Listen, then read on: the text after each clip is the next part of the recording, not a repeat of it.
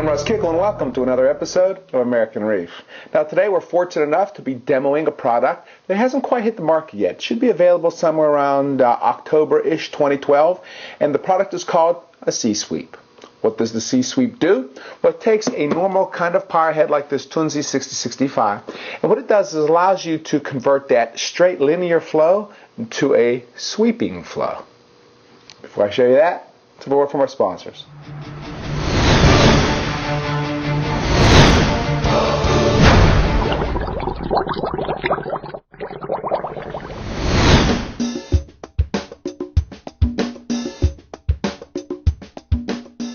So the sea swirl, why are we even talking about it? Well, as coral reef keepers, we know that flow, right, good flow, is one of the top three kind of items we need to make sure that we achieve to keep a successful reef tank. Ultimately, the idea is to bring, food to the corals as well as wash wastes away. Now, in that process, what we're trying to do is kind of create a turbulent flow, meaning not like linear, because ultimately what that linear flow will do is, number one, it'll cause corals to kind of grow straight out if they're getting hit by it, but then number two, it'll cause dead spots in your fish tank where, basically if you have a deep sand bed, for example, things can get trapped and it's not keeping things in suspension, right, or the solids in suspension so we can export them. That being said, right, there's many ways to kind of get that turbulent flow. A lot of people take kind of power heads and adjust them so that, you can bounce them off each other to try to create that turbulence. Another way is kind of pulsating on and off, right? Again, adjusting that to get your surges to kind of basically, keep that turbulence in motion. Third way is kind of this sweeping motion, right? And we've seen the sweeping kind of motion on the Penn State reef, for example, the one that Sanjay keeps, where he takes the return lines, right, out and into the tank, and in the corners, he's causing this sweeping motion. Well, again, sea swirl, right, assumes that you kind of have that return line, so you can't just add it on. Well, the sea sweep is going to allow us to actually take a normal power head. So if you don't have returns, or you don't want to tie it into the return, or you want to, change the circulation inside of the tank as opposed to the kind of flow coming from the sump, it's going to allow us to do that. So ultimately, that's why with this particular product, it's very attractive, at least to me, because again, it has nothing to do with the filtration, but it's the circulation. And so what we're going to do, let's kind of open this box up and take a look at what you get when you actually get the Sea Sweep. And again, it's going to be available sometime October-ish, right, of 2012. And you can go to the website sea-swirl.com, right, and you can kind of find out any information you want as far as the product that goes, the schematics, that sort of thing. So now let's take a look at this bad boy and kind of see what we got. Now, in general, the Sea Sweep will come in kind of two flavors, so to speak. We have an economy line, right, and we have a deluxe model. As far as the differences, basically the economy line is going to be designed to work with, again, your major, power head kind of manufacturers, but the ones that are not controllable, right? Remember how I had mentioned, again, we have the controllable power heads, which kind of work on a surge kind of technology. So the economy line basically is going to work on non-controllable models, whereas the deluxe model will actually work on controllable kind of power heads. And again, if you go to their website, it'll kind of go over the specifications, which models it supports, that sort of thing. The one we will be showing you today is actually the deluxe line. So we open it up, let's take a look at the box. And first thing we're going to see when we open the box, instructions. That's always kind of important, right? And then in there, obviously we have all kind of mounting brackets, things of that nature. And I forgot to mention, that's the other thing, that in the deluxe model, it'll give you, again, many more kind of mounting options as well. So, and obviously because you have many more different kind of power heads to control. So we'll go through here and we'll kind of lay the parts out and we'll kind of review them from there.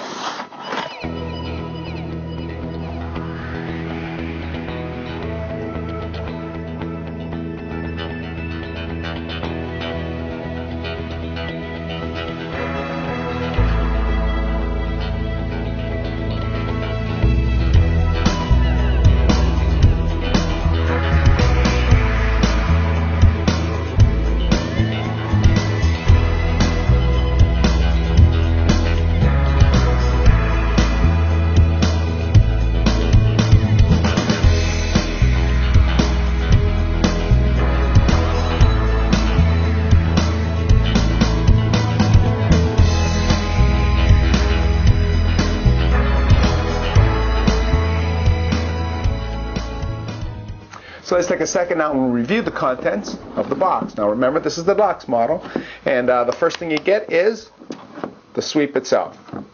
For those of us who have the Sea Swirl, you'll see it looks real familiar, except now this top assembly has changed a bit to accept and allow the power cords to come down through, and as well the bottom bushing turning unit itself has changed to accommodate it as well. Now in this bushing, basically you're going to have your arm, right? And your arm, what it will do is it will screw into here, but it's going to allow for the various lengths, right? So the height, you can adjust the height at where you want the power head. Again, you can kind of see on the arm itself, it has areas where we can cut, with a hacksaw or whatever kind of cutting device that will allow us to actually adjust that height. As well, basically, there's an adapter that will fit on the end of this arm. Right? The adapters, basically, they are there to cover two main power heads, the Corellia and the Tunzi. On the Tunzi, for example, we have these two. Think of it this way. We have the square one, basically for the square oval style kind of Tunzis, and then we have the actual bracket here, which is more for the ball style Tunzis. I know that in the literature, you'll read about controllable, non-controllable, and that's not necessarily the case, meaning I know that there are some Tunzi power heads, for example, that are out there that are the round ball type, that are not controllable per se, but again, it will fit on this bracket. As well, we have for the Corellia. So basically you have that as well as the instructions. So one of the things you look at it is, again, not too many pieces, which is pretty good, right? So I think now it's time to kind of put this thing all together. Again, the unit that we'll be using today is this particular Tunzi. It's the 6065. Ultimately, it's a larger unit, right? Because I'm going to put this one on my 110 tank. And what we'll do is we'll take and just show you how to assemble this thing, install it, and let's see what kind of action we get out of it. First thing we're going to do is we're actually going to feed the power cord through the arm. Now, the one tool that you're going to need through this whole process will be a flathead screwdriver, as well as the pump that you want to install. Again, if you have any questions about the kind of pump that this particular unit supports, you can go to sea-swirl.com, go to the sweep section, and from there, give you all the information you need on what kind of heads are actually supported, which ones aren't.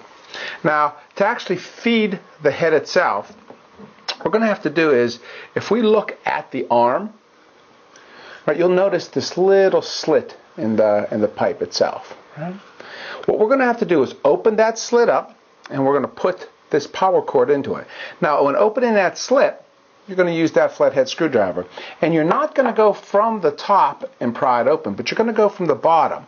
Right? So you just kind of go from the bottom like this, and you turn it. And then once you turn it, well, it's easy enough now just to slip the power cord like that into the end. Right? And then once you've got the power cord slipped to that end, it's nothing more than actually pulling it down through like that. And then ultimately, we have the arm that is around the power head. It's that simple. A couple things to consider when you're doing this. Make sure, number one, that this little nut that you see on top of here, right, that is actually on the opposite end of the actual power head itself. Because this is the end that's actually going to go into the bushing, whereas this one's actually going to be threaded into the adapter for the particular power head. Now, the other thing to keep in mind, what you want to do is you want to make sure you don't kind of slide it along and groove it. You just want to basically push it into that channel, right? Because again, what we don't want to do is we don't want to kind of cut this rubber, right, insulation that's actually protecting the power. Now, that being said, what we need to do is take the bushing off of the sweep itself. And you'll notice with the bushing, you'll have this nut on it. Now, this nut actually reflects the direction at which it's heading, meaning that it's going to go from this side over to this side. this side over to this side. Now there's one thing to point out about this particular bushing, right? If you notice where the threaded holes are, if you bring it actually down and set it flush, you can kind of see how they automatically line up. So you don't have to worry about adjusting when you're putting the bolt back through up and down. It's just more left and right. So keep that in mind. And as always, again, these are basically nylon threads, so one thing we never want to do is over tight. Same again as we actually thread the arm into the bushing. You know, we don't want to over tight. Basically the idea, keep it loose. If there's something that kind of gets wedged in there, like maybe a snail or something like that, you know, having it loose will give it some play, right? And it'll cause basically the motor inside the C-sweep not to break. So now that we have the arm and the bushing attached, let's actually attach the adapter onto that Tunzi U-bracket as well as onto the arm. Now to do that, when we look at this U-bracket, first thing we're going to do is we're going to get rid of these little bushings that are in here, right? So you do that just by kind of pulling and pull them out. So now with those bushings out of this kind of U-mount, all we have to do is take the adapter, we'll take these screws out, and then we'll mount the U kind of plastic mounting device onto this adapter. And if we look for here, for example, you can kind of get a good feel of how they're lined up. So let's just take that now and let's screw away. Now with the screws hand tight, let's just take our screwdriver now and tighten it down just a little bit. And remember, these are nylon screws, right? So they can easily be stripped. So we don't have to, again, over tighten. Just keep it snug. So now we have the adapter with the U-bracket. Now it's just a matter of taking, and again, we want to make sure that the actual power cord is in the front. So we're going to take that assembly, let it down through the grooves. Again, it's going to turn. Same here, when we're tightening it down, we don't want it overly tight, right? We want it so that, you know, again, it's secure, but at the same time, it has room so that if something gets caught, it'll move left, it'll move right. With the adapter actually threaded onto the arm, now all I'm going to do is going to take the ball, actually set it inside, like how it normally through, and I'm going to basically pull about maybe 4 inches or so of, there you go, of the power cord down through. That way it'll give me options. I'll kind of snug it up later, but again, this will give me options where I can kind of move this around any way I want. Now with that being said, all we have to do is take our cord out and we'll feed it up through the C-sweep itself. So throw that out there. And again, you'll notice with the C-sweep, plenty of room coming up through here. So we'll just take it, pull it through, and now we know from a bushing end of it, put the bushing in that way. And again, we don't have to assemble up and down. We just have to make sure that we've got the right one left and right. So put it in there. And again, be careful not to, you know, there you go. Be careful when you're threading it in, right? If it doesn't feel like it's going in easy, it's probably not. We don't want to screw the threads up. But again, we'll put the bushing in. And at this point, basically, we have an assembled C-sweep with the Tunzi 6065. And now what we'll do is we'll actually put it on here, and I'll plug it in, give you an idea of kind of what it looks like before it actually hits the water.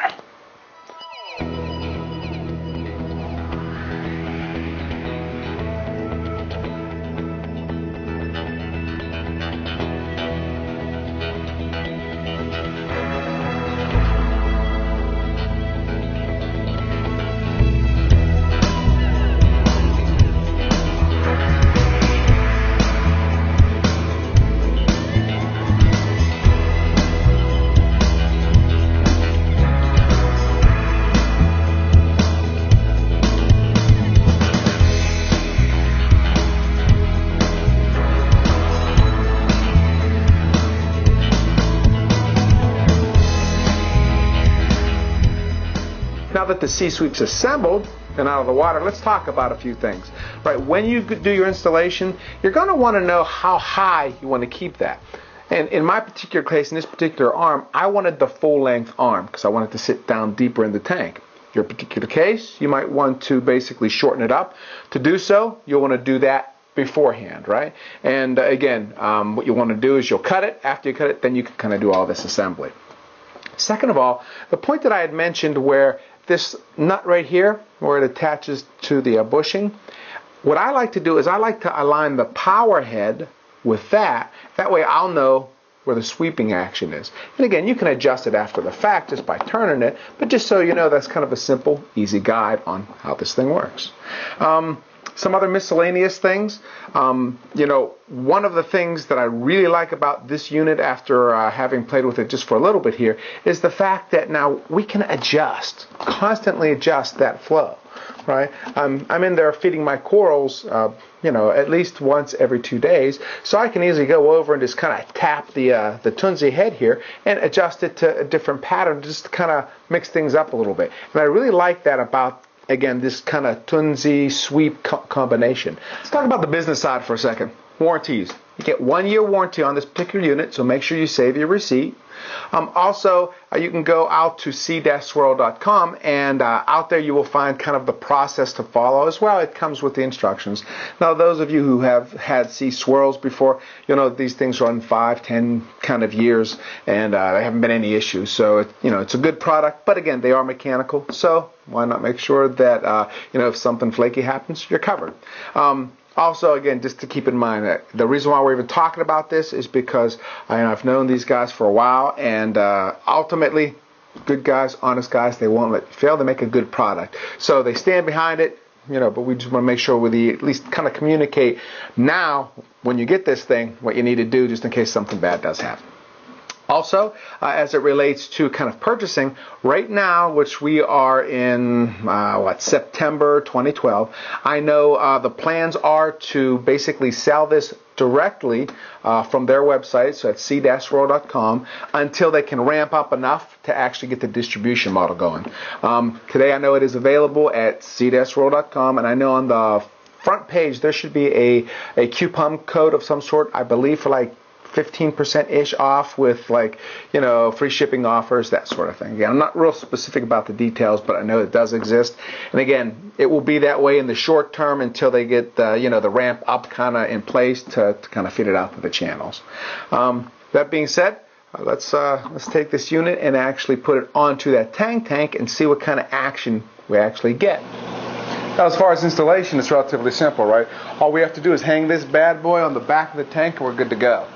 Now, in my particular case, since I want to kind of demonstrate a nice video of it, I'm going to actually hang it on the front, and then we'll be able to actually see the flow and the current as it hits the corals. We can get different views. But ultimately, my utopia, what my goal is I want to actually set up probably 3 of these, one in the corner, one in the middle, one on the other corner, and then I'm just going to kind of let it do its thing. Maybe high, maybe low. Well, I'm going to play around with it a little and see what I get. But for now, 1 unit, that's how we're going to do it.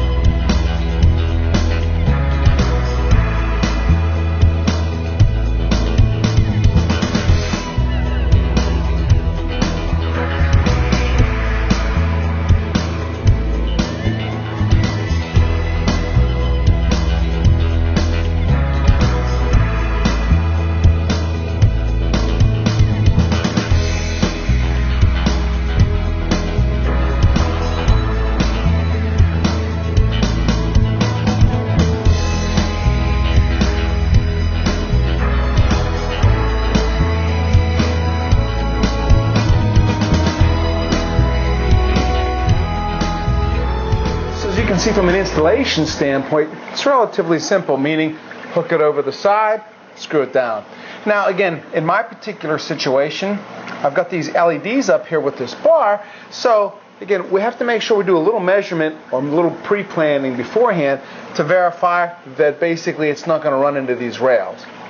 That being said, what I did do is I actually moved it to the other side now so we can kind of demo, right, the effects of the flow in the tank.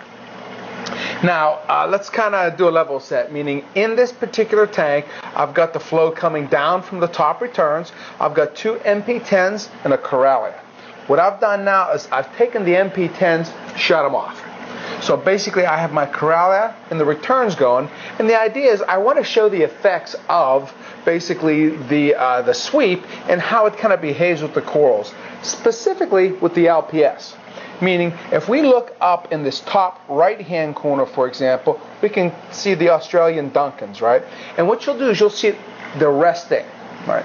Then the flow will actually hit them, and it kind of surges it off, and then it kind of goes away. So when you look at it, in general, it's kind of a unique pattern, meaning it's going to hit it, blast it, and then it's going to rest. Now, with that being said, that's kind of one sample of the general kind of patterns that this thing will generate. So let's take a second now and let's kind of look at the secondary effects of the flow. Meaning, you know, the way that I have this particular setup coming across, the stream is coming across. Well, again, if we look up at the star polyps, for example, we'll notice that they're kind of, again, even though they're not in the path, you'll see a turbulence or water that will push them around from various angles. Again, not super strong, but at the same time, when you look at it, that's the kind of benefit that this sweeping action does, you know, when combined with the other flow that you have. It really kind of breaks it up. So when you take and add maybe a second sweep, right, going back and forth, you know, that combined with, again, maybe some of the controllable, like twinsies, for example, or the Corellias, where you're having that pulsating action. You're really kind of mix that flow up, which is really, really cool. Again, we can kind of look down at the you know, the euphyllias down at the bottom as well. Again, you can kind of see that hard pressing kind of flow that hits them. Then they relax.